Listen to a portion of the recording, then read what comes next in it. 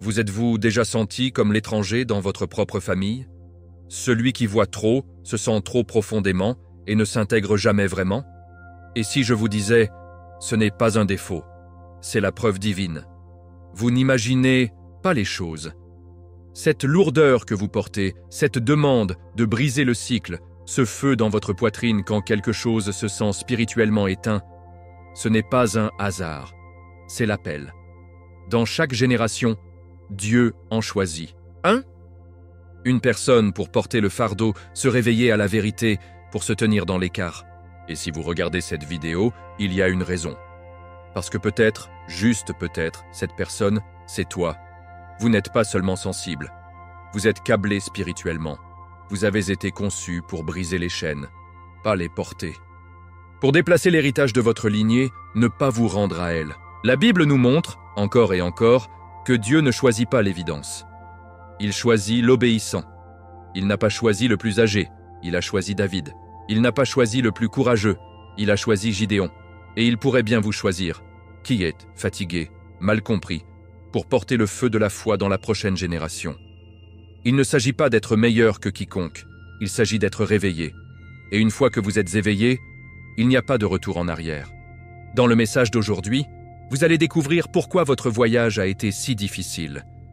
Pourquoi vous vous êtes senti si seul et pourquoi le fardeau ne semble jamais quitter votre poitrine.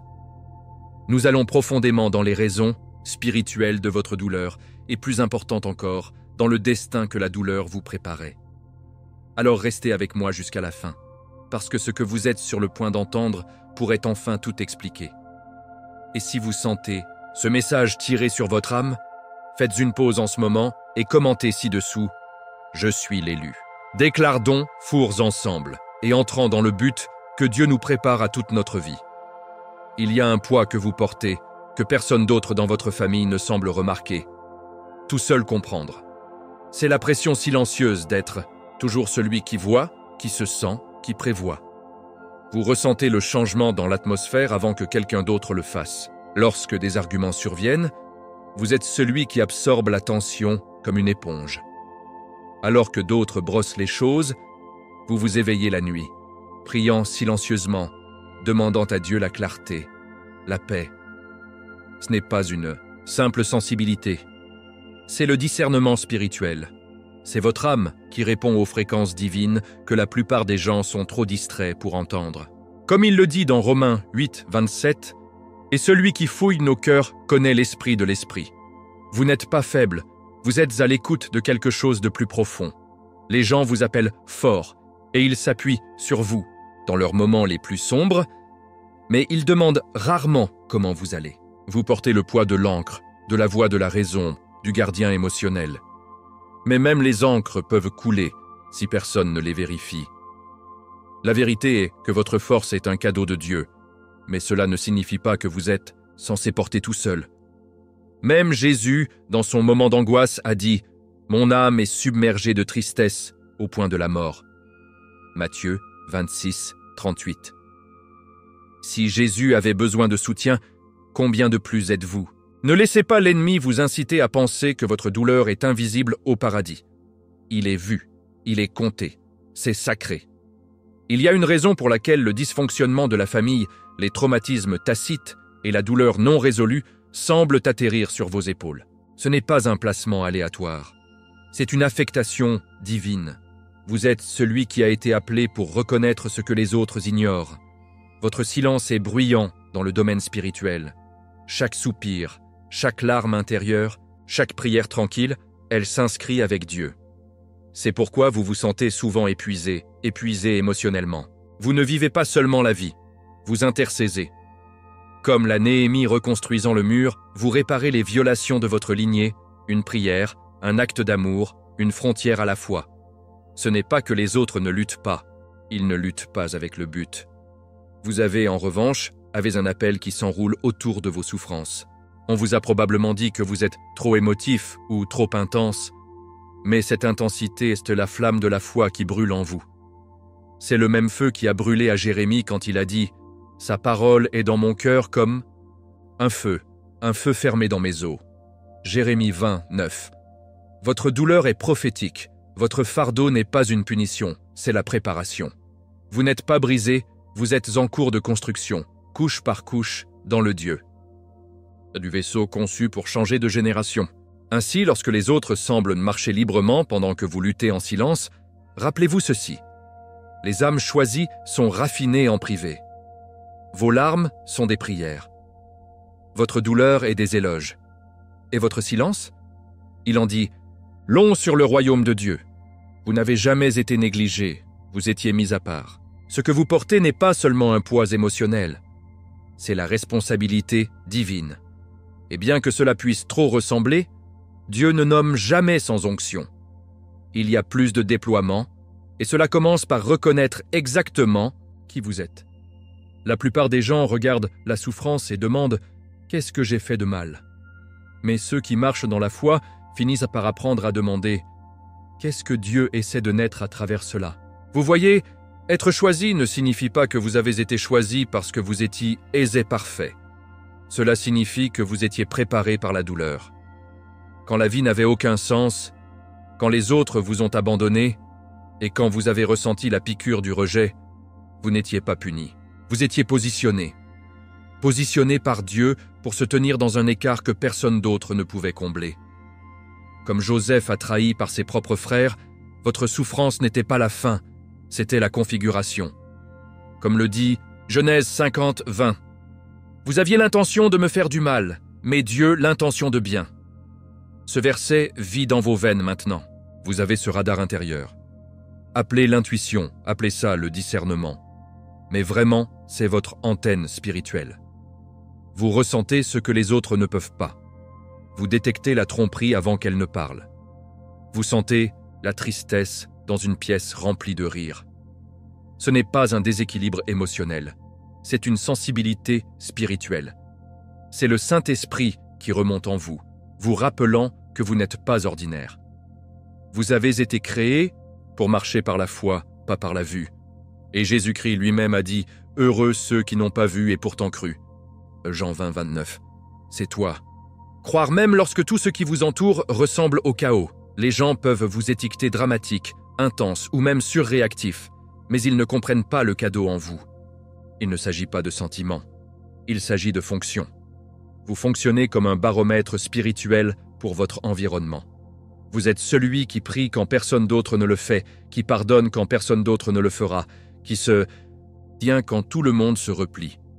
Et dans cette résistance solitaire, dans cette résilience tranquille, la voix de Dieu devient plus claire. Vous commencez à n'entendre pas avec des oreilles, mais avec l'esprit. Vous commencez à voir avec la foi, pas les yeux. Et c'est exactement pourquoi vous êtes l'élu. Ce n'est pas que vous soyez plus grand, c'est que vous êtes réveillé. Dieu n'a pas choisi le plus fort, le plus talentueux ou le plus éduqué. Il a choisi celui qui veut ressentir, parce que dans le sentiment, il y a un abandon. Et dans la reddition, il y a l'obéissance. Et l'obéissance, selon l'Écriture, est meilleure que le sacrifice. 1 Samuel 15, 22.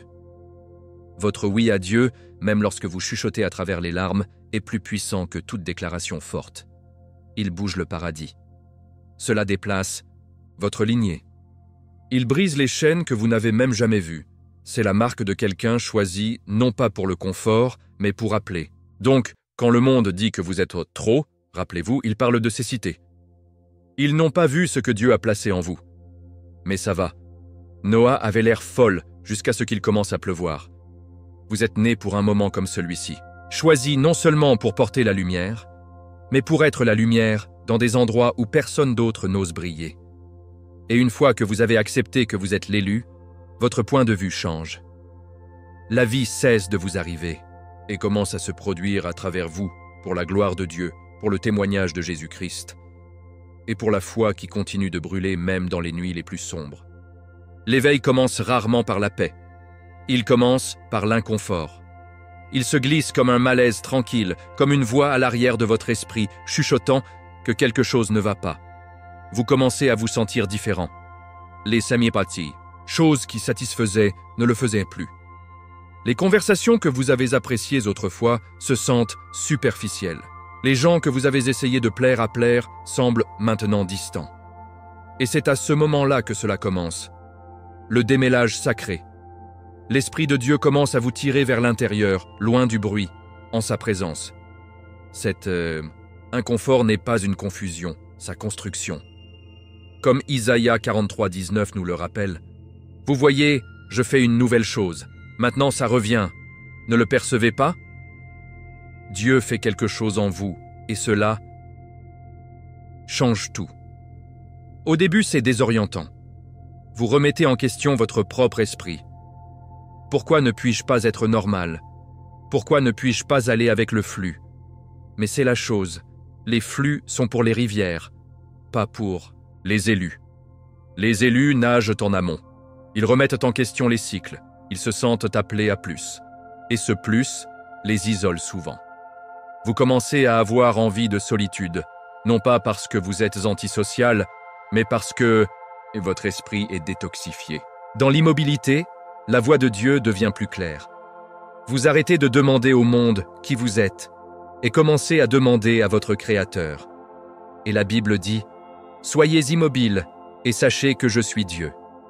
Psaume 46, 10. C'est dans l'immobilité que l'identité est révélée. L'éveil n'est pas fort. Ce n'est pas flashy, c'est calme, sacré et souvent mal compris.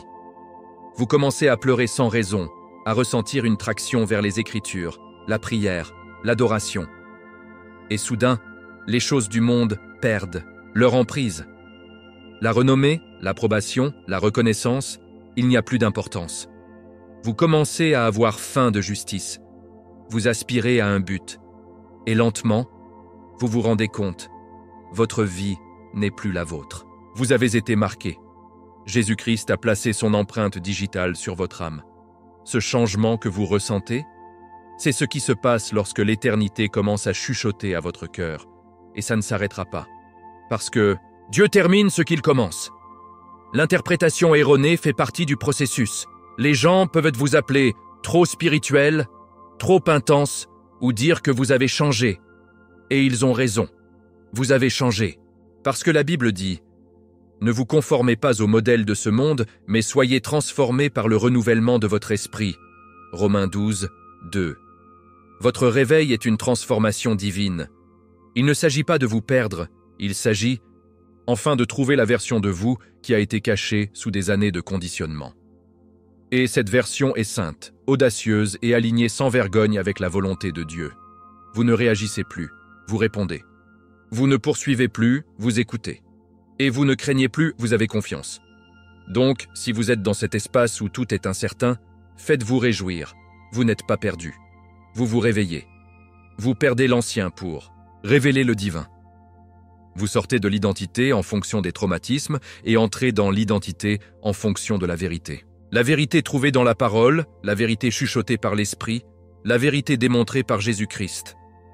Et une fois que ce réveil commence, il ne peut pas être inversé.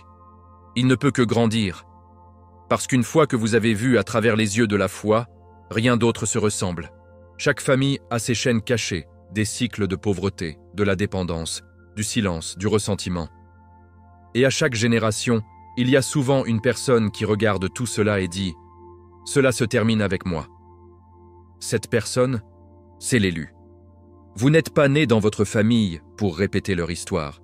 Vous êtes né pour le réécrire. La douleur que vous ressentez lorsque vous voyez un dysfonctionnement n'est pas seulement l'empathie. C'est votre esprit reconnaissant sa mission. Vous n'avez pas été appelé pour tolérer la malédiction. Vous avez été appelé pour l'affronter. Comme Moïse debout devant Pharaon, vous dites « Laissez mon peuple partir ». Vos prières labourent des bastions générationnels qui ont duré des décennies. Et à chaque étape de l'obéissance, vous remplissez les paroles d'Isaïe 58, 12. Vous serez appelé réparateur de murs cassés, restaurateur de rues avec habitation. Mais voici la torsion. Les cycles de rupture ne semblent souvent pas héroïques. Cela ressemble à des séances de thérapie. Comme apprendre à dire non sans culpabilité, comme choisir de ne pas crier, comme demander pardon même lorsque vous n'étiez pas celui qui a déclenché le feu. Il semble refuser de bavarder, même si c'est une tradition familiale. Ces petits choix calmes, ils résonnent fort dans le domaine spirituel. Ce sont des actes de rébellion contre la servitude générationnelle. Et même si votre famille peut ne pas le comprendre, le paradis applaudit chaque fois que vous choisissez la guérison plutôt que les dommages. Jésus n'est pas venu pour sauver les âmes, il est venu libérer les captifs. Et certains de ces captifs portent votre nom de famille. Être choisi ne signifie pas que vous êtes mieux. Cela signifie que vous êtes conscient, spirituellement éveillé. Vous voyez ce que les autres excusent. Vous ressentez ce que les autres suppriment. Et cette conscience devient une responsabilité. Vous êtes devenu le seul à poser les questions difficiles, à avoir les conversations gênantes, à perturber la paix pour la vérité. Et oui, cette perturbation est sainte, parce que Jésus a dit dans Matthieu 10, 34 « Je ne suis pas venu pour apporter la paix, mais une épée. » L'épée de la vérité, l'épée de la révélation. Et parfois, cette vérité se divise avant qu'elle ne guérisse. Vos limites sont sacrées. Lorsque vous cessez d'activer un comportement toxique, lorsque vous choisissez le repos au lieu de surclasser pour prouver votre valeur, vous n'êtes pas égoïste, vous êtes spirituel. Ce ne sont pas seulement des changements de style de vie, ce sont des déclarations. Chaque fois que vous choisissez d'agir différemment, vous prophétisez sur votre lignée. Vous dites « À partir de ce moment, nous marchons dans la liberté ». Ce n'est pas une rébellion, c'est la rédemption par la foi, guidée par la lumière de la Bible, sous l'autorité de Jésus-Christ, alignée avec le cœur de Dieu. Donc, si vous vous êtes sentis comme les moutons noirs, le rebelle, le mal compris, c'est peut-être parce que vous n'étiez jamais censé vous fondre. Vous étiez censé vous démarquer et sortir. Comme Esther, vous avez été placé dans votre famille pour un moment comme celui-ci. Esther 4, 14. Vous n'êtes pas là pour maintenir l'histoire. Vous êtes ici pour le changer. Et votre courage de briser ces modèles et de planter des graines de liberté pour des générations qui viendront après vous. Si vous êtes l'élu, il y a de fortes chances que vous vous sentiez seul. Pas le genre de solitude qui vient d'être isolé physiquement, mais le genre qui vous frappe même, dans une pièce bondée. C'est la douleur de ne pas être vu, pas vraiment. Vous essayez d'expliquer votre cœur, votre vision, votre vocation, mais vos paroles atterrissent dans un sol peu profond. Ils ne comprennent pas. Pas votre feu, pas votre faim, pas vos larmes. Et cela, cher, est l'un des fardeaux les plus lourds, des élus. Même Jésus, entouré de 12 disciples, a toujours dit dans Matthieu 26, 40 « Ne pourriez-vous pas garder avec moi pendant 1 heure ?» Sa solitude n'était pas de l'absence de personne, elle était de l'absence de compréhension. Vous avez probablement été appelé trop profond, trop intense, ou même fou. Mais c'est ce qui se passe lorsque vous marchez par la foi dans un monde qui idolâtre la logique. Les personnes les plus proches de vous résistent souvent à votre croissance. Votre évolution menace leur réconfort, votre guérison leur rappelle leurs blessures, et votre courage met en lumière leurs compromis. Donc, ils se moquent, ils minimisent, ou pire, ils rejettent. Mais permettez-moi de vous rappeler, le rejet est souvent une redirection. Tout le monde n'est pas censé marcher avec vous, et ça va. Dieu a une histoire d'appeler les gens hors de leur zone de réconfort, dans des endroits solitaires, les épreuves, où le bruit s'arrête et l'esprit parle. Ce chemin n'est pas destiné aux applaudissements, c'est pour l'alignement. Et parfois, cet alignement coûte la connexion. Mais ce qui ressemble à une perte est souvent une taille divine. Jésus a enseigné dans Jean 15, 2, que les branches qui portent des fruits sont celles qu'il émettait. Pourquoi ? Afin qu'ils puissent porter plus de fruits. C'est ce qui vous arrive. Vous n'êtes pas puni, vous êtes purifié. Le silence autour de vous n'est pas un signe d'abandon. C'est le silence devant le sacré. Dieu est sur le point de révéler quelque chose que seul le calme peut porter. Alors ne courez pas de votre solitude, entrez-le, embrassez-le, il y a de l'or dans cette grotte. Être mal compris ne signifie pas que vous êtes hors cours, cela signifie souvent que vous êtes en avance sur votre temps. Noah était mal compris. David a été négligé. Joseph a été trahi. Pourtant, chacun d'eux portait un plan divin que d'autres ne pouvaient pas percevoir. Aimez-vous, votre vie n'a pas besoin d'avoir un sens pour les autres. Il faut juste être fidèle à celui qui vous a appelé. Continuez à vous présenter. Continuez à prier. Continuez à bouger dans la foi. Vous n'avez pas besoin de validation.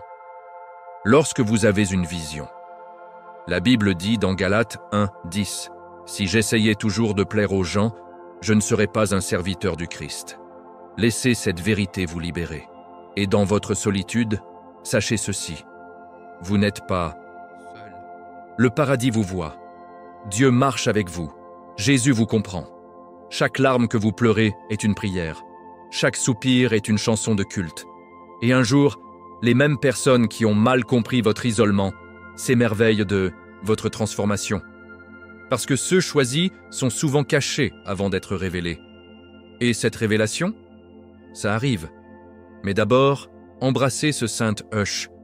Laissez-le vous façonner pour la suite. Vous vous êtes probablement demandé pourquoi cela doit-il faire autant de mal. La réponse est simple, mais sacrée. Vous êtes en formation. Pas le genre de formation que vous pouvez voir, c'est spirituel, divin, éternel. Dieu ne vous prépare pas à quelque chose de petit. Il vous prépare à quelque chose de saint. Quelque chose qui porte le poids de l'héritage et la responsabilité du destin. Chaque trahison, chaque retard, chaque saison de silence n'était pas un accident.